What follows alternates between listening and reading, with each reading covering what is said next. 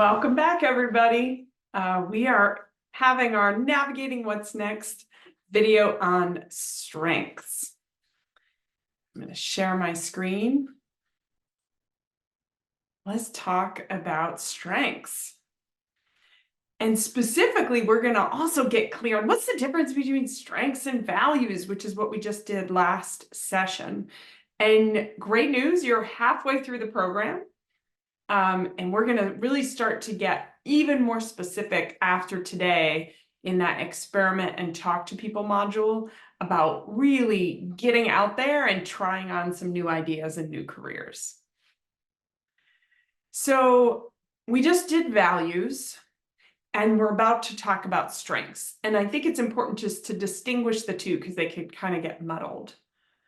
So values are your unique recipe for your own intrinsic source of motivation. So think about values as what drives you. Strengths are what you're good at. And so in terms of a career, that becomes a source of ease and impact. So if I'm good at something, I'm going to do it more efficiently. It's going to be exciting and energizing for me. And if it's aligned with my values, very powerful stuff. So you might remember this slide from the last video in values. And now we're going to focus on those strengths. So just as a refresher, what we're going for is a repeatable process in our lives. It never stops, even when you say yes to the next job. It's something that you can constantly evaluate even without changing your job. Your job description or your spot in your career, but you can constantly be reassessing and shifting your emphasis and your role to constantly get to that sweet spot in the center of values, strengths, and then what others value. And remember, it's tempting to pursue careers and say yes to things that are aligned with both our strengths, what we're good at, and what other people value. It's very tempting. But if we ignore those values, the things we care about, it can be a very hard and frankly tiresome place after a while. It's much more difficult to have sustainability in a career when it's not aligned with our personal passions. So just be on the lookout for that. So strengths.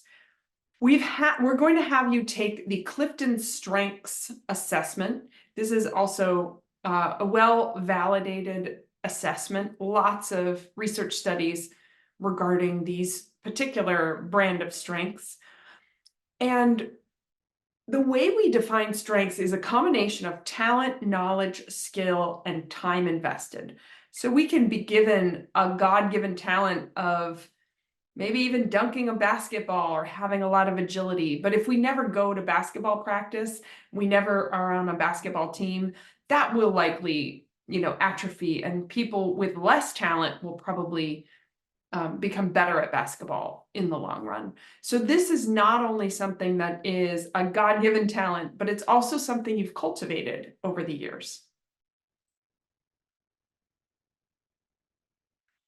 And like values, there is a lot of research on the benefits of getting clear on your strengths and being able to apply those every day at work.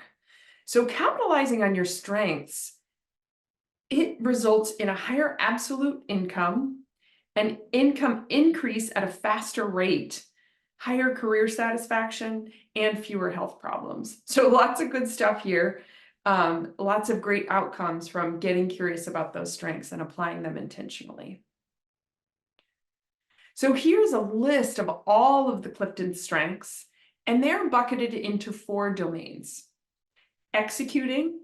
So these are the folks and the strengths where you can make things happen, maybe COOs of the world. You can deconstruct complex concepts into actionable parts. Influencers, or the influencing bucket, this is those who build and reach broader audiences, and they love to carry the message. Relationship building strengths are really the essential glue of a team. and they can build a whole that's greater than the sum of its parts. And strategic thinking strengths, these are people who can stay focused on what could be, connecting the dots by absorbing and analyzing information. So you'll discover once you do your assessment that you might have things across the board, and that makes you, good at more general jobs, and you might have all relationship building. So really important if you are a more specific like that in your strengths, that you would never want to say yes to a job that's all strategic when you have no strengths in that strategic place, right? It's just going to feel like more effort to do that when it's not aligned with your strengths. The other thing that's important to know is, very validated with the research, of course, great leaders have to work on their weaknesses. That's important. But you will be more effective if you actually spend time focusing on your strengths and honing those, because those are simply natural talents. If, Michael Jordan said, I really am terrible at swimming, so I just want to spend all my time getting better and better at swimming, we would have lost out on one of the greatest basketball players of all time, right? That's the equivalent sometimes we do to ourselves in our organizations. We notice something that's deficient and we just double down on trying to better that, when in fact we have these incredible gifts that we might be letting go of or not really focusing on. So really important, again, to just simply own and focus on your strengths if you want to have real success and ease in your career. So you're going to get an opportunity via the Teachable site to find a unique link and passcode in order to take this Clifton Strengths assessment. This is not a free assessment, so we've paid for that on your behalf, and we are offering you those unique codes in Teachable. So you have to go and find your name and take the assessment. You'll have an opportunity via the homework to both read a thought paper on strengths and how this plays out at work. We also want you to, in advance of your pod meeting, pull out that Clifton Strengths Insight report, go through your report and highlight 2 to 3 phrases for each of the strengths that feel most true to you. Because we want you to go into that pod meeting really clear about your strengths and having thought through them, so that we're going to do an exercise in those pods where we're going to name it, claim it, and aim it. During the claim it exercise, you're going to get an opportunity to describe your strengths in a role play of an interview. So we're really going to practice what it means to be able to articulate and translate our strengths for a potential employer.